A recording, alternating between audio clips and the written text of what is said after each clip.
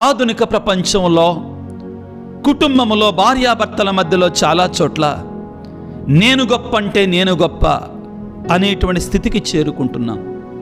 అటువైపున పురుషుడు పురుషాధిక్యత అని మనం అనుకుంటే, మరోవైపున స్త్రీలు కూడా ఆర్థికంగా బలపడుతున్నారు కాబట్టి వారు కూడా నేనెందుకు తగ్గాలి అనేటువంటి ఆలోచన ధోరణితో వాళ్ళు కూడా ఉంటున్నారు.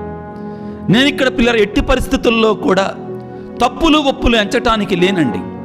కానీ ప్రస్తుత ప్రపంచం ఏ విధంగా ఉంది అని మాత్రం మీ ముందుంచుతున్నాను ఈ వాక్య పరిచర్యలో భాగంగా.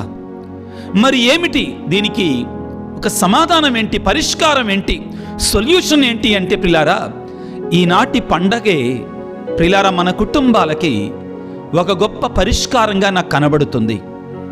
జోజప్ప గారు జీవించినటువంటి రీతిలో మన భర్తలందరూ కూడా తండ్రులందరూ కూడా జీవించగలిగితే, కొంచెం ఓపిక, కొంచెం నిదానం ఉండగలిగితే, ఆ కొంచెం క్రమశిక్షణ ఉండగలిగితే, మరియ తల్లి లాంటి పవిత్రత భార్యలందరూ తల్లులందరూ అలవాటు చేసుకోగలిగితే ప్రియులారా, మన కుటుంబాలకు ఒక సమాధానం దొరికినట్లే.